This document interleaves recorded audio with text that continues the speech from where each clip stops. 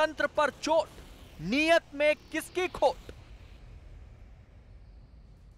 और अब विश्लेषण करते हैं लोकतंत्र के लिए हानिकारक बातों का विश्लेषण। पॉइंट नंबर 1, किसी प्राइवेट गाड़ी में ईवीएम का मिलना बेहद गंभीर मुद्दा है, वो भी बीजेपी का प्रत्याशी अगर हो तो वाकई गंभीर मुद्दा है। मैं बढ़ता हूं आगे। ऐसी हरकतों से चुनाव आयोग की साख पर बट्टा लगता है, धक्का लगता है। क्या किसी अधिकारी की गलती को पूरे सिस्टम पर थोपना सही है? यह सवाल मैं उठाता हूं। जिन अधिकारियों से ने गलती की उन्हें सजा दी जा चुकी है और रिपोर्ट भी आ चुकी है। संवैधानिक संस्थाओं पर आरोप लगाना लोकतंत्र के लिए कितना खतरनाक है मैं आपको बताता हूं। जब आप याद करिए राफेल का वो दौर, सुप्रीम कोर्ट पर सवाल उससे पहले खड़े हुए, राम मंदिर का फैसला आया, ऑनरेबल सुप्रीम कोर्ट और चीफ जस्टिस ऑफ इंडिया पर सवाल बार बार खड़े करे गए, मीडिया पर सवाल खड़े करे जाते हैं। मैं बढ़ता हूं आगे। चुनाव आयोग जैसी संस्था को राजनीतिक बताना किस हद तक जायज है, इसका भी आज हम जवाब ढूंढने की कोशिश करेंगे। मेरे साथ आज बड़ा लाभ लश्कर नहीं होगा मेहमानों का। मेरे साथ आज 2 धुरंधर प्रवक्ता होंगे जो अपनी अपनी पार्टी की बात को रखेंगे। मेरे साथ गौरव भाटिया जुड़ रहे हैं, भारतीय जनता पार्टी के प्रवक्ता और सुप्रीम कोर्ट के एडवोकेट भी हैं, और साथ ही ये आसाम में बीजेपी का मीडिया भी देख रहे हैं। मेरे साथ सुप्रिया श्रीनेत है, कांग्रेस पार्टी की प्रवक्ता हैं, उनका भी अभिनंदन है। आप तमाम लोगों का अभिनंदन है। लेकिन मैं पहले इस समय की बड़ी खबर का रुख कर लेता हूं। बीजेपी का एक डेलीगेशन जिसमें प्रकाश जावड़ेकर, भूपेंद्र यादव, केंद्रीय मंत्री Prakash Javadekar, BJP general secretary Bhupendra Yadav, Mukhtar Abbas Naqvi, BJP के मीडिया चीफ और राज्यसभा सांसद अनिल बलूनी, ये तमाम लोग मिले हैं इलेक्शन कमीशन से। और प्रकाश जावड़ेकर ने उसके बाद कहा है कि ये जीते तो फिर ईवीएम ठीक होती है, नहीं तो ईवीएम खराब होती है। लेकिन ममता बनर्जी को लेकर भी बड़ी शिकायत करी। उन्होंने बोला ममता बनर्जी पोलिंग बूथ में बैठ के प्रेस कॉन्फ्रेंस कर रही है, पोलिंग बूथ में बैठकर तमाम चीजें कर रही है, वहीं वो जम गई। वो कितना सही है लोकतंत्र के लिए, इसका जवाब दे। और चुनाव आयोग कार्रवाई क्यों नहीं कर रहा है, ये बीजेपी ने सवाल खड़ा करा है। आखिरकार ममता के मामले में चुनाव आयोग क्यों खामोश है? और यह भी कहा कि कांग्रेस पार्टी हताश और निराश हो चुकी है, उनके पास और कोई मुद्दा नहीं है। आइए सुनते हैं प्रकाश जावड़ेकर केंद्रीय मंत्री ने क्या बोला। कांग्रेस और ममता अभी से ईवीएम करने लगे हैं। होने वाले हार का बहाना ढूंढना उन्होंने अभी शुरू किया है काम। और इसलिए जब छत्तीसगढ़ में जीतते हैं, जब पंजाब में जीतते हैं, तब ईवीएम अच्छा है, और पूरे देश में हारते हैं तो वहां गड़बड़ है। ये कांग्रेस का और ममता बनर्जी का ये हताशा निराशा का प्रतीक है। मैं सीधा रुख करता हूं। मेरे साथ 2 मेहमान हैं। गौरव भाटिया, बीजेपी का डेलीगेशन इलेक्शन कमीशन से मिल रहा है, लेकिन कांग्रेस कह रही है ये क्या खेला कर रहे हैं आप? आपके कैंडिडेट की गाड़ी से ईवीएम मशीन का निकलना आपके लिए कितनी बड़ी पॉलिटिकल एम्बैरेसमेंट है? जवाब दीजिए गौरव भाटिया। अमीर जी, देखिए, सबसे पहले तो ये कहूंगा कि इलेक्शन कमीशन ऑफ इंडिया एक संवैधानिक संस्था है, और अगर कुछ गलत पाया जाता है तो उस पे पूरी जो हमारी प्रक्रिया है चुनाव की, उस पे सवाल उठाना, इलेक्शन कमीशन ऑफ इंडिया पे सवाल उठाना, ये दिखाता है किस तरह से कांग्रेस पार्टी का, राहुल गांधी का खुद का दिमाग हैक हो रखा है। और मैं ये तथ्य जो बांटने जा रहा हूं, ये दर्शकों के लिए भी है। क्या किया इलेक्शन कमीशन ने? जैसे ही उन्होंने इसका संज्ञान लिया, उसके बाद इन सारे अधिकारी को, जो प्रिसाइडिंग ऑफिसर है और 3 पोलिंग पर्सनल हैं, इनको सस्पेंड किया, शो कॉज नोटिस दिया है। तीसरा, उन्होंने रीपोल के आदेश दे दिए हैं। और बड़ा ही महत्वपूर्ण बात उठा रहा हूं, ये जो प्रेस विज्ञप्ति है इलेक्शन कमीशन की, इसमें 2 बातें बड़ी महत्वपूर्ण है। ये जो पोलिंग एजेंट्स थे, ये तीनों लोग प्लस एक जो अधिकारी है नहीं जानते थे ये गाड़ी किसकी है, एक। और दूसरा, जो कंट्रोल यूनिट होता है, वीवीपैट होता है, और तीसरा बैलेटिंग यूनिट होता है, ये तीनों सील पाए गए। जब ये सील पाए गए तो कोई इस तरह का आरोप नहीं लगा सकता कि भारतीय जनता पार्टी ने। देखिए, आपको मैंने 1.25 मिनट दिया, 1 मिनट 10 सेकंड दिया आपकी बात को रखने के लिए। आप जिस प्रेस रिलीज की बात करें, वो प्रेस रिलीज की कॉपी में पढ़ चुका हूं, तो इसलिए आपकी बताने की गौरव जी उसको आवश्यकता नहीं है। मेरा सवाल बहुत नहीं, सीधा ये है। जरूरी था क्या कि आपको सीधे अब आपने क्या नहीं आपको बताया लगता है था। ये घटना सामान्य है? क्या आपको लगता है ये घटना सामान्य? अगर कांग्रेस की गाड़ी से इस तरह की ईवीएम निकलती तो आपका क्या रिएक्शन होता? क्या बोलते आप? सवाल देखिए, बहुत बेसिक है बड़ी ये। जिम्मेदारी से इसका मैं जवाब कहता दीजिए हूं। जिम्मेदारी के साथ गौरव जी। बिल्कुल राहुल गांधी का सामान्य- दिमाग हैक हुआ है नहीं हुआ, विषय वो नहीं है। बहुत इस समय जिम्मेदारी महत्वपूर्ण से विषय नहीं ये बोल है रहा हूं। कि वो ईवीएम आपकी गाड़ी से, बीजेपी के कैंडिडेट की गाड़ी से कैसे निकली। देश इस पर जवाब चाहता है। अमीर जी, बहुत जिम्मेदारी से बोल रहा हूं और दो तथ्य फिर रख दूं। पहली बात, आपने ये नहीं बताया था कि सारी मशीन सील्ड मिली थी। दूसरी बात, ये जो प्रत्याशी हैं इनकी गाड़ी इनके नाम पे है, क्या ये कांग्रेस पार्टी कह सकती है? क्या ये तथ्य प्रामाणिक रूप से तय हो गया है? और हाँ, ये असाधारण घटना नहीं है, ये मैं मानता हूं, लेकिन क्या इसकी वजह से पूरे इलेक्शन कमीशन ऑफ इंडिया पे सवाल उठा दे? ठीक है, जो सारे वहां पे सरकारी लोग ड्यूटी पे हैं, एक निष्पक्ष चुनाव करा रहे हैं 4 राज्यों में और 1 यूनियन टेरिटरी में, सबके ऊपर प्रचिन्ह लगा देना उचित है?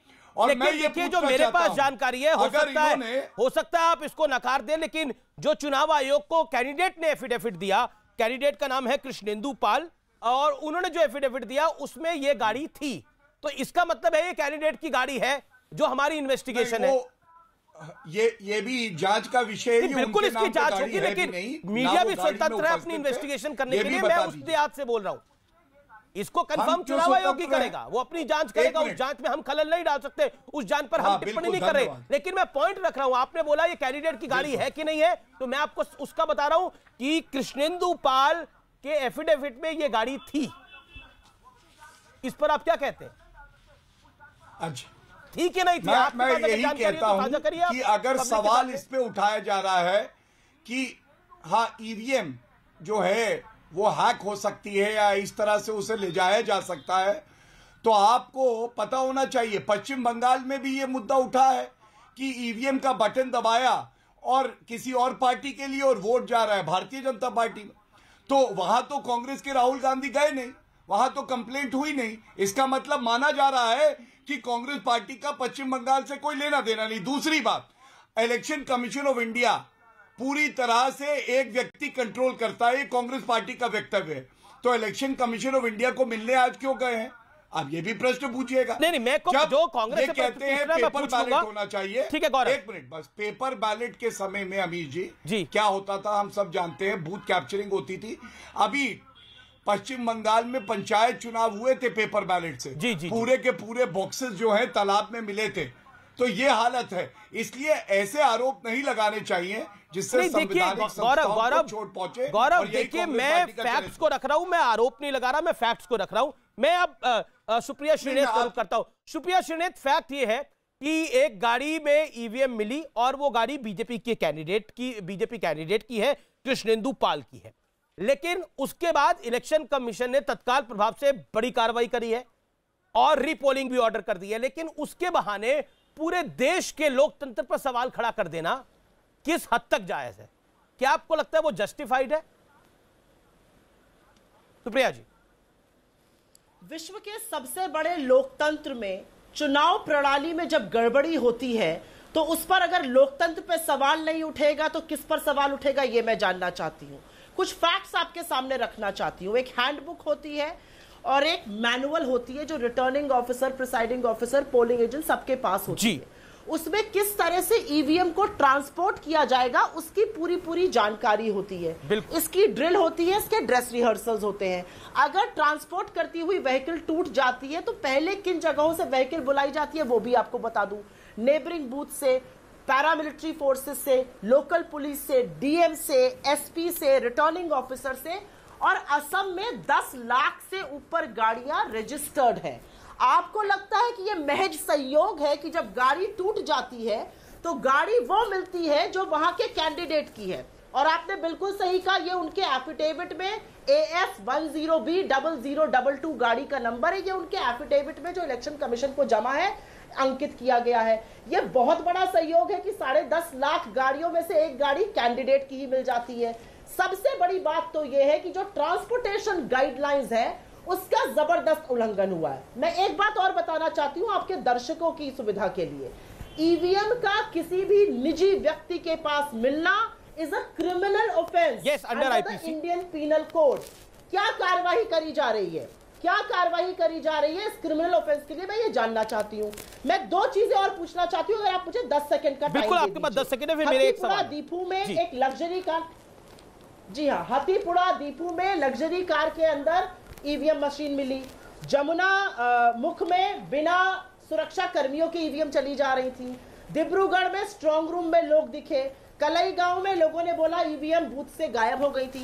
इन सब बातों को देखते हुए आपको नहीं लगता कि प्रणाली पर, आपको नहीं लगता मिली भगत पर, आपको नहीं लगता चुनाव आयोग की विश्वसनीयता पर सवाल अपने आप उठ जाएंगे? हम थोड़ी सवाल उठाएंगे, आज देश की जनता जानना चाहती है कि जनादेश जो वो दे रही है। लेकिन आपने बोला लेकिन चुनाव आयोग की ये निष्पक्षता ही थी ना। देखिए सुप्रिया जी, चुनाव आयोग की आपके नेता भी मिले हैं चुनाव आयोग से, बीजेपी के नेता भी मिले हैं चुनाव आयोग से। यह चुनाव आयोग की निष्पक्षता ही थी ना कि तुरंत तत्काल प्रभाव से कार्रवाई की गई, सस्पेंड कर दिए गए हैं 7 अधिकारी, उसके बाद रीपोलिंग ऑर्डर हो गई है। लोकतंत्र के अंदर आपको मैं याद दिलाना चाहता हूं, बिहार उत्तर प्रदेश के अंदर बूथ कैप्चरिंग होती थी। बूथ कैप्चरिंग जो, क्योंकि बार बार बात हो रही है कि बैलेट के साथ वोटिंग होनी चाहिए, बैलेट के साथ वोटिंग होनी चाहिए, बूथ कैप्चरिंग होती थी। अमेठी का तो एक इंसिडेंट ऐसा है कि जो अविश्वसनीय है, जहां पर पोलिंग ही इतनी ज्यादा हो गई तो उतने वोटर ही नहीं थे। लेकिन क्या आपको लगता नहीं है कि इस बार तत्काल प्रभाव से कार्रवाई हुई है? यह लोकतंत्र में मजबूत करता है कि हां अगर गलती हुई है तो तुरंत कार्रवाई भी हुई है। और आपने जहां तक हैंडबुक की बात करी, उस हैंडबुक में यह भी बात है कि ईवीएम अगर सील मिलती है तो उसमें गड़बड़ी की बात नहीं होती। सुप्रिया जी, ईवीएम बीजेपी के कैंडिडेट की गाड़ी से मिली है, इससे बड़ा पाप लोकतंत्र में और क्या होगा? इसको हम ग्लॉस ओवर क्यों कर रहे हैं, मेरा यह सवाल है। मैं एक और बात पूछना चाहती हूं, आपने बूथ कैप्चरिंग का नाम लिया, बूथ कैप्चरिंग का नाम मैं आपसे पूछती हूं, जिस ईवीएम में वोट पड़ चुका है वो ईवीएम निजी कैंडिडेट के हाथ में उनकी गाड़ी से मिलती है, ये बूथ कैप्चरिंग नहीं है क्या? बूथ कैप्चर होता है अगर ईवीएम मिली है। और मैं एक चीज और बोलना चाहती हूँ, भाषा की मर्यादा इस शो पर बरकरार रहे।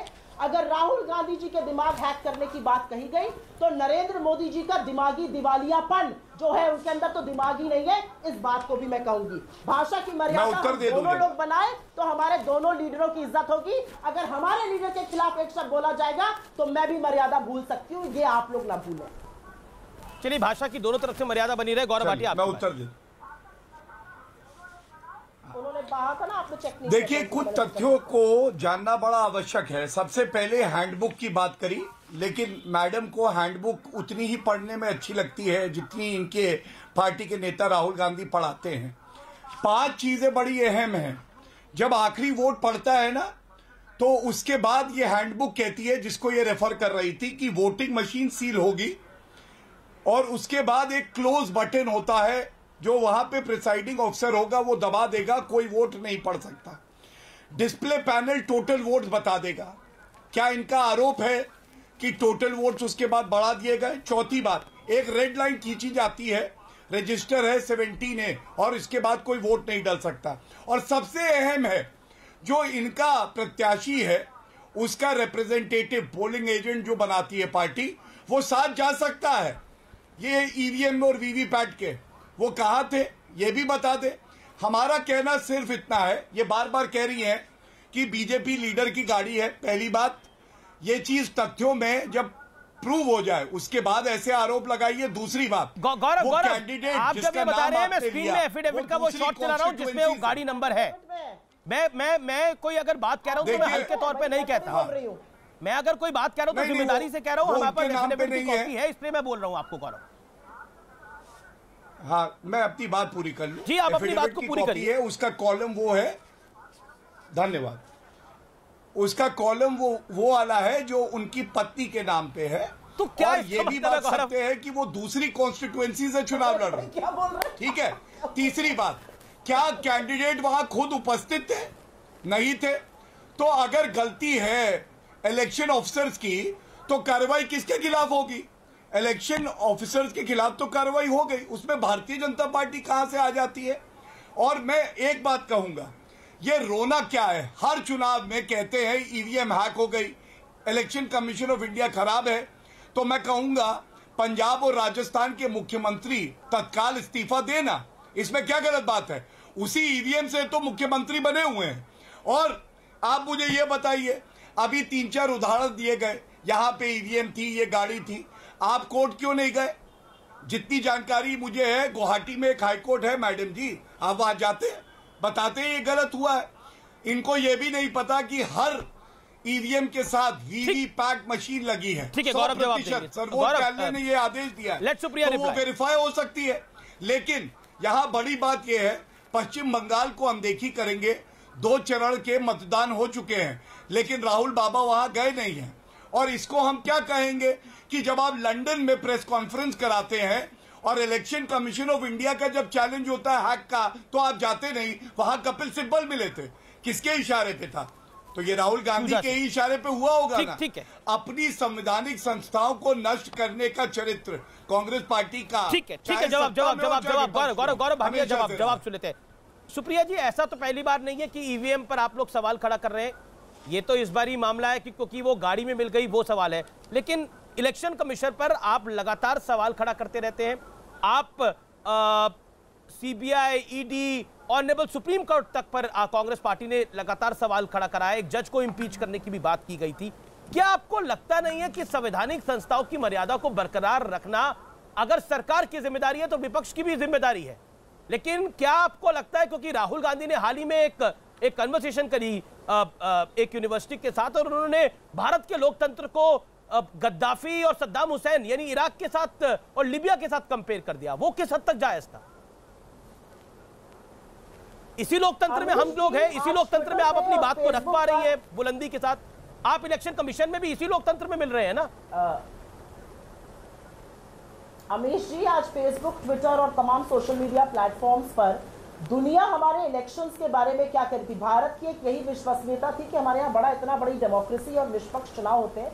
उस पर जब सवाल खड़ा होता है ना, तो सर शर्म से झुक जाना चाहिए। सवाल पे सीना जोरी करेंगे ये लोग। ये पंजाब और राजस्थान की बात करेंगे। पंजाब और राजस्थान में एक भी कांग्रेस प्रत्याशी की गाड़ी से ईवीएम मशीन मिली थी? आपकी गाड़ी से ईवीएम मशीन मिल रही है और आप बता रहे हैं उनकी पत्नी के नाम गाड़ी थी। अरे अगर चुनाव लड़ा होता तो पता होता कि एफिडेविट में पति पत्नी सारा संपत्ति का ब्यौरा देना होता है, और उस ब्यौरे में उनकी गाड़ी का नंबर लिख कर आया है। ये कोई हम मनगढ़ंत बात नहीं कर रहे हैं, ये बात अब सार्वजनिक रूप से अवेलेबल है। मैं आपसे एक बात कहना चाहती हूँ, मोदी बाबा बहुत जगह घूम रहे हैं, वेस्ट बंगाल और इधर उधर। मैं आपसे पूछना चाहती हूँ, उनका क्या बैर है दक्षिण के राज्यों से? क्यों इतना चुप हो जाते हैं दक्षिण में? क्यों बाकी मुद्दे की बात पर बात नहीं करते हैं, जाकर छेड़खानी की तरह बातें करते हैं? क्या हो रहा है इस देश में?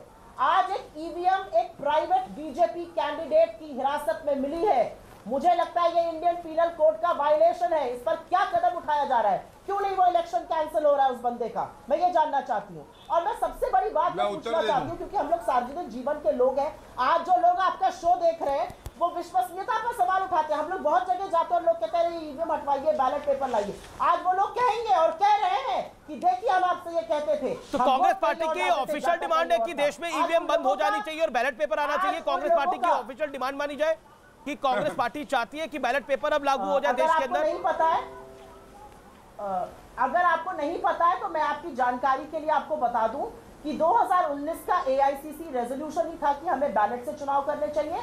और मैं आपको एक बात यानी देश में जैसा 25 साल 30 साल पहले होता था वैसा होना चाहिए बैलेट पेपर। अरे भैया, चुनाव तो निष्पक्ष कराया जाएगा इस देश में। तो तब बैलेट क्या धृतराष्ट्र की पट्टी बांध लेंगे चुनाव। ठीक है, ओके, गौरव भाटिया इसका जवाब देंगे। लेकिन सुप्रिया जी, आपकी याददाश्त भी इतनी कमजोर नहीं होगी। बिहार के अंदर, उत्तर प्रदेश के अंदर, या फिर कई ऐसे इलाकों के अंदर, या पश्चिम बंगाल के अंदर भी पोलिंग बूथ पे किस तरह के कारनामे होते थे, किसी से छुपी नहीं है बात। किस तरह से वहां पर लोकतंत्र को धता बनाकर, वहां पर वोटिंग को धता बनाकर कैसे पर्चे बनाए जाते थे, उसी के मद्देनजर उसी सिक्योरिटी को मेंटेन करते हुए ईवीएम आई। अब सारे देश में ये कारनामे करा देंगे, अब सारे देश में ये कारनामे हो जाएंगे। पर एक आसाम की घटना, आसाम में घटना हुई, लेकिन अब आप पूरे देश के लोकतंत्र, सुप्रिया जी, अगर आसाम में घटना हुई तो पूरे देश के लोकतंत्र पर आप सवाल खड़ा कर रही है। आप पूरे इलेक्शन कमीशन पे सवाल खड़ा कर रही है। उसके बाद उससे पहले आप लोग गद्दाफी से भारत के लोकतंत्र को कंपेयर कर रहे थे, लीबिया और इराक से। ये तो पहले भी हो रहा था ना। राहुल जी ने लीबिया और इराक से भारत के लोकतंत्र को कंपेयर कर दिया। उन्होंने एक बाइट में बोला भारत में लोकतंत्र है। आप ऐसा मानते हैं भारत में लोकतंत्र है? आपको लगता है भारत में लोकतंत्र नहीं है? आप मानती हैं इस बात को कि भारत में लोकतंत्र नहीं है? आप डिनाई कर सकती हैं कि भारत में डेमोक्रेसी नहीं है? ईवीएम अमीश जी, चुनाव की ईवीएम भाजपा के प्रत्याशी की गाड़ी पता है मैडम, खबर हम ही दिखा रहे हैं, वो खबर हम ही दिखा रहे हैं मैडम। लगता नहीं है कि आपको ये सबसे पहले कागज हम ही ने निकाला कि कैंडिडेट के एफिडेविट में था। ये सबसे पहले न्यूज 18 ने रिपोर्ट करा, न्यूज 18 आसाम ने सबसे पहले रिपोर्ट करा। उसके बाद राष्ट्रीय चैनल पे खबर आई है। ये उसके बाद किसी राष्ट्रीय चैनल पे खबर आई है कि न्यूज 18 आसाम ने सबसे पहले रिपोर्ट करा कि उस कैंडिडेट के नाम है वो गाड़ी। हम ही ने रिपोर्ट करा। इसीलिए ये खबर हम उठा रहे हैं, डिबेट भी हम उठा रहे हैं, लेकिन सवाल तमाम उठेंगे, सवाल तमाम उठेंगे मैडम। से ट्रीटमेंट मत करिए, इधर उधर की बातें मैं इधर उधर की नहीं बात कर रहा, मैं सबकी बात कर रहा हूं। गौरव भाटिया, प्रत्याशी की गाड़ी से ईवीएम निकली है, बिल्कुल उसी की बात हुई है, लेकिन आपने मेरे सवाल का जवाब नहीं दिया। भारत में लोकतंत्र नहीं है जो राहुल जी ने बोला था। क्या भारत का लोकतंत्र इराक और लीबिया के बराबर खड़ा हुआ है? क्या अगर एक घटना कहीं हो जाती है तो हम बोलेंगे भारत का इलेक्शन कमीशन खराब है? वो लाखों करोड़ों अधिकारियों को क्या होगा जो जान की बाजी लगाकर कश्मीर से लेके कन्याकुमारी तक वोट करवाते जाते हैं? आपको पता होगा सुप्रिया जी, आपने इलेक्शन को कवर करा है बतौर जर्नलिस्ट। आप मुझे बताइए, उन अधिकारियों पर हम सवाल खड़ा कर रहे हैं, उन अफसरों पर सवाल खड़ा कर रहे हैं, उन टीचर्स पर सवाल खड़ा कर रहे हैं जो इलेक्शन कराने के लिए जाती है। हाँ, आसाम में ये गलत घटना हुई है, ये गलत है, लेकिन पूरे देश के इलेक्शन पर सवाल खड़ा कर देना किस हद तक जायज है? अगर ये ईवीएम नहीं, अमीश जी मेरी एक बात का जवाब दे दीजिए और भाजपा भी दे दे। अगर ये ईवीएम विपक्ष के किसी कैंडिडेट की गाड़ी से मिला होता तो आज हाहाकार मचता कि नहीं मचता? आपसे पहले ये सवाल मैंने पूछा मैडम, आपसे पहले मैंने ये सवाल गौरव भाटिया से पूछा। गौरव भाटिया इसका जवाब देंगे। आपसे पहले सवाल मैंने गौरव भाटिया से पूछा। बोलिए गौरव जी जवाब। देखिए अमीश जी, अगर राहुल गांधी का ये मानना है या लोकतंत्री नहीं है तो फिर कांग्रेस पार्टी चुनाव क्यों लड़ रही है? अगर इलेक्शन कमीशन ऑफ इंडिया किसी एक व्यक्ति की जेब में है तो आज कांग्रेस पार्टी का delegation election commission of India में शिकायत करने क्यों गया है? अगर ईवीएम खराब है तो क्या गलत सवाल पूछा? राजस्थान, पंजाब के मुख्यमंत्रियों को तुरंत इस्तीफा क्यों नहीं देना चाहिए? और ऐसी ही कुछ अनर्गल आरोप 2019 में भी लगाए थे। और मैं आपको जो आंकड़ा दे रहा हूं ये बड़ा ही महत्वपूर्ण है। हर वीवीपैट जिसको वेरीफाई किया गया, 20,625 वीवीपैट थे जिनको वेरीफाई किया गया और 100% सही निकले थे। लेकिन इन्होंने तब भी इलेक्शन कमीशन ऑफ इंडिया पे आरोप लगाए थे। अब आते हैं संवैधानिक संस्थाओं को किस तरह से कांग्रेस नष्ट करती है। Election commission of India, MS Gill थे चीफ इलेक्शन कमिश्नर, उनको किसने मंत्री बनाया 2008 में? इन्होंने। इसके बाद नवीन चावला जी के लिए जो तत्कालीन चीफ इलेक्शन कमिश्नर थे उन्होंने कंप्लेंट दी, लेकिन उनको तब भी इन्होंने बना दिया चीफ इलेक्शन कमिश्नर। उसके बाद आप फ्रीडम, अभिव्यक्ति की आजादी की बात करते हैं। पहली बार अनुच्छेद 19 किसने संशोधित किया? जवाहरलाल नेहरू ने। इमरजेंसी किसने लगाई? इंदिरा गांधी ने। प्रियम्बल किसने संशोधित किया सबसे पहले? इंदिरा गांधी ने किया। आज में न्यायपालिका की बात करते हैं, न्यायपालिका में सबसे ज्यादा कमिटेड जुडिशरी कौन चाहता था? इंदिरा गांधी। ये उदाहरण क्यों दिए? ये उदाहरण इसलिए दिए कि जब ये सत्ता में होते हैं तो ये चाहते हैं वो संस्था कमिटेड रहे परिवार को, और जब ये विपक्ष में होते हैं तो ये उसकी विश्वसनीयता पे सवाल उठाते हैं। मेरा सिर्फ एक कहना है, जब ये जान जाते हैं कि ये सारे चुनाव हारने जा रहे हैं तो एक पृष्ठभूमि बनाते हैं। ठीकरा कहां फोड़े? राहुल गांधी को तो बता नहीं सकते जो अभी तक पश्चिम बंगाल नहीं गए लेकिन स्टार प्रचारक है। तो पहले election commission of India, judiciary और बाकी संवैधानिक संस्थाओं को आप आरोप लगाइए, उनकी विश्वसनीयता कम करिए। और यही बड़ी बात है, अगर किसी अधिकारी ने गलती करी उसके खिलाफ कार्रवाई हुई है, लेकिन अगर आप में दमखम है तो चुनाव लड़िए और जीतिए। ये नहीं कि पश्चिम बंगाल में फुरफुरा शरीफ और लेफ्ट के साथ है और उसके बाद केरल में आप लेफ्ट को ही जो है अपोज कर रहे हैं। ये किस तरह की दोगली राजनीति है? कोई विचारधारा बची है या सब बेच दी है? गौरव सब बेच दी है। ओके, आपने तमाम चीजें बेच दी हैं। सुप्रिया जवाब। विचारधारा आपने अपनी ताक पे रख दी, जवाब। मैं दो बातों का जवाब पहले दे दूं। अगर वीवीपैट का इतना बड़ी बात हो रही है तो असम में 100% वीवीपैट गिनी जानी चाहिए इस वाक्य के बाद। अगर इसको ये मानते हैं तो मैं विश्वसनीयता मानूंगी भाई, पूरा 100% वीवीपैट गिनिए, तब तो चुनाव की विश्वसनीयता होगी। आज विचारधारा की बात भाजपा कर रही है। पीडीपी से इनका गठबंधन था चुनाव में। फैजुल्ला जो 10 साल की सजा काट के आया था और सरहद उस पार ट्रेनिंग करके आया था, टिकट इन्होंने दिया। जुबिन शेख बांग्लादेशी घुसपैठिया पदाधिकारी इन्होंने महाराष्ट्र में बनाया। मसर्रत आलम इन्होंने रिहा किया प्रिवेंटिव डिटेंशन उसका चुनाव जीतने के लिए, और उसने क्या क्या चीजों का इल्जाम दिया। अजहर मसूद को रिहा करने वाले हमसे सवाल करेंगे? अरे थोड़ी तो शर्म कर लीजिए। नागपुर में मुस्लिम लीग के साथ गठबंधन करके आपने चुनाव जीते हैं। आपके और ये अभी की बात है, 2 साल पहले की। आपके नेता एसपी मुखर्जी जी, जिनकी आप बात ही नहीं करते चुनावों में पश्चिम बंगाल में, वो तो मुस्लिम लीग के साथ डेप्यूटी चीफ मिनिस्टर भी बने थे। आप बात करेंगे विचारधारा की? क्या बात कर रहे हैं? मतलब हंसी आ रही है मुझे जवाब देते हुए भी हंसी आ रही है। और इमरजेंसी के बारे में तो हम कहते हैं कि गलती हुई, हम तो लेकिन अभी भी उत्तर दे रहे हैं आपको, हमसे इमरजेंसी में गलती हुई। अभी जो देश में इमरजेंसी लगी हुई है, सवाल पूछने पे देशद्रोही सोनिया गांधी ने तो कभी नहीं कहा गलती हुई। उनका वक्तव्य दिखा दीजिए, प्रवक्ता बोलेंगे इंदिरा गांधी के गलती के बारे में, सोनिया गांधी बोलेंगे। राहुल गांधी ने 84 के दंगों की माफी मांगी। अरे वक्तव्य दिखा दीजिए आप। हाथरस में एक लड़की का रेप हुआ था, मोदी जी ने तो गलत हुआ, आप ही बैठ के चरित्र हनन करते थे। बता दीजिए जरा, मोदी जी मैं इनकी बात का उत्तर दे दूं, अपनी बारे में बोलिए तो अच्छा लगेगा। सबसे पहले में हूँ, यहाँ पर लड़कियों के साथ जिस तरह का रेप होता है, जिस तरह का बलात्कार होता है। सुप्रिया, गौरव को सुन लेते हैं। अरे सबसे ज्यादा अच्छा, चलिए बलात्कार कहाँ होता है आपको पता है? राजस्थान में। सबसे ज्यादा बेरोजगारी कहाँ है पता है? राजस्थान में। अरे नहीं पता होता तो पढ़ लिख के आइए, यही कमी है आप में। सारा प्रशासन नहीं लग जाता। अभी जो उत्तर देना चाहता हूँ, वर्सेस मत कराइए, इनके सारे तथ्य गलत हैं। ये लगता है राहुल गांधी यूनिवर्सिटी में पढ़ के आती है। जो राहुल गांधी ने कहा फेसबुक यूनिवर्सिटी में पढ़ के आते हैं। आप तो फेसबुक और व्हाट्सएप यूनिवर्सिटी से पास। ठीक है, उसका भी जवाब दे देंगे कि व्हाट्सएप और फेसबुक यूनिवर्सिटी से पढ़ के आते हैं, उसका भी जवाब दे देंगे गौरव भाटिया। अब 40 सेकंड सुन लेना चाहिए। गौरव जी बोलिए। ठीक है, सबसे पहले इन्होंने कहा 100% जो वीवीपैट है उनको वेरीफाई कराना चाहिए।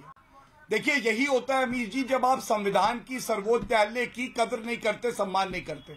सर्वोच्च न्यायालय का जजमेंट आया था 2019 की काउंटिंग से 2 दिन पहले, कांग्रेस पार्टी ने एक पिटीशन लगा दी थी, उसमें सारी गाइडलाइंस जो है वो डाली गई। 2 साल का समय मिला, अगर आप कहीं भी समझते बदलाव आना चाहिए तो जाते, कोर्ट नहीं गए। सर्वोच्च न्यायालय से ऊपर भारतीय जनता पार्टी, और मैं तो नहीं हूं, कांग्रेस पार्टी ये मानती होगी। दूसरी बात, पेपर बैलेट के समर्थन कर रहे हैं। देश को आप 25 साल पीछे ले जाना चाहते हैं। बूथ कैप्चरिंग कैसे हुई मैंने उदाहरण दिया। पश्चिम बंगाल में पंचायती चुनाव में बैलेट बॉक्सेस तालाब में मिले। 33% सीटें ऐसी थी जो अनअपोज्ड टीएमसी के गुंडे जीते। ये यही चाहते हैं। तीसरी बात, मेरे प्रश्न का उत्तर क्यों नहीं दिया? पश्चिम बंगाल में अभी तक आपके स्टार प्रचारक, 3 स्टार प्रचारक 4 में सबसे ऊपर लिखे हैं इन्होंने। पहला, सोनिया गांधी गई नहीं, राहुल गांधी गए नहीं, प्रियंका वाड्रा गई नहीं, मनमोहन सिंह जी भी शायद नहीं गए। तो भैया स्टार प्रचारक किस लिए हैं? इटली के चुनाव के लिए हैं। और मैं एक बात बिल्कुल स्पष्ट कर दूं, अगर अधिकारी की गलती है या किसी और व्यक्ति की गलती है, यह इलेक्शन कमीशन ऑफ इंडिया जांच भी करवा सकता है, मुकदमा भी दर्ज हो जाना चाहिए और उसके बाद कार्रवाई भी होनी चाहिए। लेकिन ये आदत ठीक नहीं कि चुनाव जीते तो कहें वाह वाह ये कांग्रेस की जीत है राहुल गांधी के नेतृत्व में, और चुनाव हार जाए तो कहें ईवीएम हैक हो गई, इलेक्शन कमीशन बुरा है। ये दोगला चरित्र जो है इसको उजागर करने की आवश्यकता है। और अंत में एक सुप्रिया एक्चुअली कांग्रेस के साथ दिक्कत, आपने अपनी बात को रखा गौरव जी, अब सुप्रिया जी उसका जवाब देंगी अपनी रिटर्न पे। सुप्रिया जी, क्योंकि कांग्रेस ईवीएम पे लगातार 2015-2016 के बाद लगातार सवाल खड़ा करती रही, इसलिए ये बड़ा विषय है। आज मीडिया इसको अच्छे से कवर भी कर रहा है, रिपोर्ट भी कर रहा है, फैक्ट्स भी इसमें लेके आ रहा है, नए नए एक्सपोजे भी इस पूरे विषय पे हो रहा है। लेकिन कांग्रेस पार्टी की विश्वसनीयता ईवीएम को लेकर जब कटघरे में इसलिए आ जाती है क्योंकि आप हर बारी, हर चुनाव के बाद, हर नतीजों से पहले ईवीएम पर सवाल खड़ा कर देते हैं। देखिए, एक बात तो मैं सीना ठोककर और पूरी ईमानदारी से आज कह के जा रही हूं इस शो पर, असम में हम बड़े तरीके से जीतेंगे, पुरजोर जीत हमारी होगी। और इसीलिए इस मुद्दे को चुनाव के परिणाम आने से पहले उठाना जरूरी है, क्योंकि उसके बाद उठाओ तो लोग कहते हैं लूजर है इसलिए बोल रहे हैं। हम आज मैं कह के जा रही हूं, हम बड़े पुरजोर तरीके से चुनाव जीतेंगे और इसलिए हम इस मुद्दे को उठा रहे हैं कि ये बखिया उधेड़नी, पर्दा उठना विश्वसनीयता पर जरूरी है। बड़ी बात जो साख पर सवाल उठा है चुनाव आयोग की, उस पर पर्दा उठना जरूरी है। मैं ये कह के जा रही हूं और मैं वो फालतू जबानी जमा खर्च नहीं करती हूं कि सर मुराद वो तिरा के शो पर बैठ जाऊं जो ये प्रवक्ता कर चुके हैं। मैं आज सर ऊंचा करके कह के जा रही हूं, चुनाव हम जीतेंगे, लेकिन उसके बाद भी जो काम बीजेपी कर रही है वो लोकतंत्र के खिलाफ है और इसलिए इस पर सवाल उठाना जरूरी है। लोकतंत्र की साख पर जिस दिन सवाल उठ जाएगा उस दिन हमारा और आपका किसी का यहां पर बैठने का कोई मतलब नहीं रहेगा। ओके, गौरव भाटिया, चुनाव वो जीत रहे हैं लेकिन लोकतंत्र को बचाने के लिए आगे आ रहे हैं। चुनाव वो जीत रहे हैं, 100% कॉन्फिडेंट है सुप्रिया श्रीनेत असम के अंदर। आप तो असम में बैठे हुए थे। अभी जी मैं भी ये देखिए सीना ठोक के कह रहा हूं, असम की बात कर रही थी, असम हम जीत रहे हैं, कहिए तो आपका भी सीना ठोक दूं। और एक बार मुझे और याद आता है, 2019 के चुनाव से पहले कांग्रेस के प्रवक्ता सीना भी ठोक रहे थे, बहुत कुछ ठोक रहे थे। जनता अब चुप कराइए। देखिए यही इनकी दिक्कत है, अभी ये चाहती है अभद्र भाषा का इस्तेमाल करें, फिर जवाब मिले, फिर चिल्लाने लगे। ये मैं नहीं चाहता हूं। आज सुनिए, 2019 के चुनाव इनके प्रवक्ता आते थे और ये खुद भी चुनाव लड़ी थी। इनकी जमानत जब्त हुई, प्रवक्ता 1 महीने 2 महीने के लिए गायब हो गए डिबेट से। डिबेट में ही नहीं आए। वो क्यों नहीं आए? इनको पता है ये चुनाव हारने जा रहे हैं, ठीकरा फोड़ने के लिए EVM election commission of India. दूसरा, मेरे बालों की बात कर रही थी ना, मैंने कहा था प्री पोल अलायंस, कौन जीता? भारतीय जनता पार्टी और शिवसेना। मुख्यमंत्री पहले शपथ किसने ली? भारतीय जनता पार्टी। और सोनिया गांधी ने कहा था मेरे बच्चे भीख मांग ले, राजनीति में नहीं आएंगे। उनके बारे में 2 शब्द बोलिएगा। तीसरी बात, शरद पवार इनकी बात से सहमत नहीं है, कहते हैं पेपर बैलेट नहीं होना चाहिए, ईवीएम ठीक है। वीरप्पा मोइली इन्हीं की पार्टी के नेता है, वो भी कहते हैं ईवीएम ठीक है। अरे पहले G23 23 नेता बचे हैं, 23 प्लस 3 खानदानी नेता, उन 26 नेता बचे हैं। आपस में एक मत तो बना लीजिए, उसके बाद आके बोलिएगा। और माफी मांगने की बात है तो इमरजेंसी और 84 के दंगों के लिए ना सोनिया गांधी ने ना राहुल गांधी ने माफी मांगी है। जिस दिन मांग ले उसके बाद आप प्रवक्ता है, फिर से कहूंगा। ठीक है, जवाब आपने कई सारे सवाल उठाए, आपने कई सारी बातों को बोला। ओके सुप्रिया, जवाब। लीडर ऐसे है कि आप उनका व्यू ही नहीं रख पाती हैं। ओके सुप्रिया।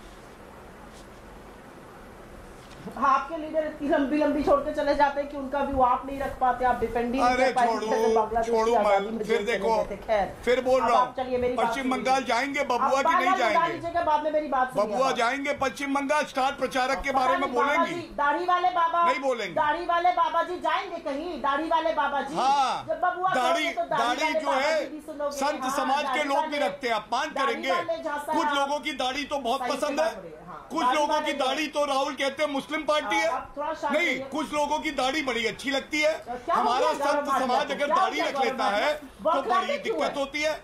अरे मैडम आपकी दाढ़ी थोड़ी ना बार बार हाथ क्यों दिखा रही है? मैं पूछ रहा हूँ, कुछ लोगों की दाढ़ी से प्यार है और कुछ लोगों की दाढ़ी बड़ी अच्छी है। अरे देश को मुद्दा तो नहीं, बौखला क्यों जाते हैं? जब बौखलाई तो आप हो। मैंने पूछा आपसे, बच्चे भीख मांगेंगे लेकिन राजनीति में नहीं आएंगे। किसने कहा था? किसने? अपना जो भोपू इटली में बचता है, पिज्जा के बीज लेने गया था, वो वाला भोपू कहाँ है? पश्चिम बंगाल में भोपू बजेगा कि नहीं बजेगा? इस बार भोपू की हवा निकल गई। 24 भोपू की हवा, अरे कौन होती हो आप सवाल पूछने वाला? अरे आप कहीं की हेडमिस्ट्रेस हो? कौन हो आप? हिटलर की छोटी बहन हो? क्यों दे आपके प्रश्नों का उत्तर? क्यों दे आपके प्रश्नों का उत्तर? आपने दिया, मेरे एक प्रश्न का उत्तर नहीं दिया। लोकसभा चुनाव के नतीजों के बाद कहाँ चली गई थी? जमानत जब्त हुई थी कि नहीं हुई थी आपकी खुद की? राहुल गांधी हारे थे अमेठी से कि नहीं? कहिए वायनाड से इस्तीफा दे, ईवीएम से ही तो हुआ था चुनाव। इस्तीफा एक करके मेरा निवेदन स्वीकार करिए। क्या कर रही हो दीदी? बहन जी ऐसा मत करिए, बहन जी ये गलत बात है। राहुल गांधी से कहिए बहन जी, इसको बंगाल में क्या बहन जी प्लीज आपको कहना पड़ेगा, वायनाड में इस्तीफा दे। लड़के होते हैं ना वो ऐसी हरकतें करते हैं। बहन जी दाढ़ियों से इतनी नफरत, किसी की दाढ़ी प्यारी है, इस पर मत आइए। और हमारे साधु संतों की दाढ़ी से आपको दिक्कत है। सवाल पूछा तो जवाब दोहरा चरित्र देखिए। गौरव जी है। अच्छा, मेरा आप दोनों से निवेदन है, मैं मैडम, अच्छा बहन जी, गौरव आपने अपनी बात को रखा, आपने अपनी बात को रखा। सुप्रिया जी एक सेकंड, सुप्रिया जी एक सेकंड, गौरव जी प्रश्नों का उत्तर तो ले लीजिए। गौरव सुप्रिया को आप 50 सेकंड दीजिए उनकी बात को रखने का। Gaurav Bhatia, commission of India क्यों जाते हैं ये जब एक व्यक्ति की जेब में है? ठीक है, आपने ये सवाल पूछा, अब इसका जवाब भी तो सुनिए गौरव भाटिया। सुप्रिया, गौरव भाटिया की बात का भी जवाब दीजिए। इलेक्शन कमीशन ऑफ इंडिया अगर एक व्यक्ति की जेब में है तो आप इलेक्शन कमीशन ऑफ इंडिया क्यों जाते हैं, चुनाव क्यों लड़ते हैं? जवाब। इनकी बारी में मैं नहीं बोली थी, लेकिन ये मेरी बारी में बोलेंगे। मुझे पता जब मट्टी पलीद होती तो ये लोग बोलने लगते हैं। इलेक्शन कमीशन जाना हमारा संवैधानिक हक है ना। अभी संविधान को तो सस्पेंड नहीं कर दिया गया है इस देश में, तो इलेक्शन वॉचडॉग, इलेक्शन का जो देख रेख में जिसकी होता है इलेक्शन कमीशन, वहां तो हम जाएंगे ही। हाँ, इलेक्शन कमीशन की साख पर भी सवाल है, ये लोकतंत्र पे हम कहेंगे और ये सवाल उठाना जरूरी है। और ये सवाल सारा देश पूछ रहा है आज। मैं एक चीज जरूर कहना चाहती हूँ, वेस्ट बंगाल की बार बार बात होती है, जो हमारी सीटें हैं वो लास्ट 3 फेजेस में है। तो आप देखेंगे कि जब हमारे नेता बाकी जगहों की जहां पे अभी चुनाव हो रहे हैं उससे खाली हो कि वो वहां जाएंगे, इससे क्यों इतने परेशान हो जा रहे हैं? मैं एक बात नहीं, क्योंकि आपने पश्चिम बंगाल की बात करी, क्योंकि आपने पश्चिम बंगाल की बात करी। 5 राज्यों में चुनाव है, पश्चिम बंगाल भी महत्वपूर्ण राज्य है और बड़ा राज्य है। पश्चिम बंगाल में आपका सहयोगी फुरफुरा शरीफ ISF, वो कह रहे हैं कि राहुल गांधी को इधर आना चाहिए था, वो सवाल खड़ा कर रहे हैं। क्या बोलेंगे अब? आपके गठबंधन पार्टनर है वहां पे, लेफ्ट और फुरफुरा शरीफ के साथ कांग्रेस का गठबंधन है, उन्होंने सवाल खड़ा करा है। सुप्रिया जी, जब हमारी सीट्स 92 सीट्स पर चुनाव होगा तो आप देखेंगे हमारे सारे लीडर। पर आपके गठबंधन पार्टनर ने सवाल खड़ा करा है, फुरफुरा शरीफ ने, उनके नेता ने।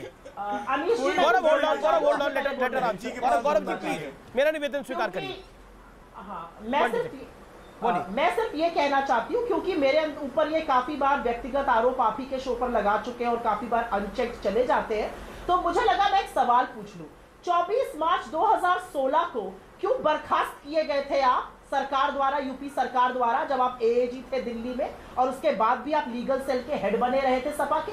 क्योंकि आप निकम्मे थे, आप नाकाम थे, आप अपना काम नहीं कर पाते थे। मेरे अंदर तो ये जज्बा था और ये दम था कि बड़ी नौकरी और बड़े पैसे को लात मार के राजनीति में घुसी। आपके अंदर दम था तो काउंसलर और ग्राम प्रधानी का चुनाव लड़ दीजिएगा, उस दिन मुझसे बात करिएगा। हर वक्त बदतमीजी करना आपको शोभा नहीं देता है। बर्खास्त किए गए थे, उसके अपनी निकम्मेपन पर जवाब दीजिए। अभी भी कोर्ट में केस लड़ रहे हैं कुछ अपीयरेंसेस के पैसे का, तो मुझे आप बदतमीजी ना करिए, व्यक्तिगत आक्षेप ना करिए तो अच्छा रहेगा। मुद्दों पर बात होनी चाहिए, मुद्दे से भटक कर अगर आप व्यक्तिगत। ठीक है, मुझे लगता है व्यक्तिगत किसी को नहीं होना चाहिए। मैं ब्रेक के लिए रुक रहा हूं, व्यक्तिगत कोई ना हो, मैं ब्रेक के लिए रुक रहा हूं, ब्रेक के बाद वापस आ रहा हूं। आप देख रहे हैं आर पार। वेलकम बैक, आप देख रहे हैं देश का सबसे लोकप्रिय डिबेट शो आर पार। गौरव भाटिया, सुप्रिया श्रीनेत मेरे साथ है, जिनके बीच में सीधी टक्कर हो रही है। गौरव भाटिया, आप अपनी बात को रखिए अब। धन्यवाद अमीश जी। देखिए, क्योंकि सीवी की बात हुई ना, तो मैं कुछ तथ्यों पे सही भी कर दूं कांग्रेस की प्रवक्ता को और जानकारी भी दे दूं। ये मेरा सीवी है। सर्वोच्च न्यायालय ने मुझे वरिष्ठ अधिवक्ता बनाया 41 साल में। सर्वोच्च न्यायालय के इतिहास में बहुत कम ही लोग इस उम्र में बने हैं। 2 बार मैं जनरल सेक्रेटरी रहा सुप्रीम कोर्ट बार का।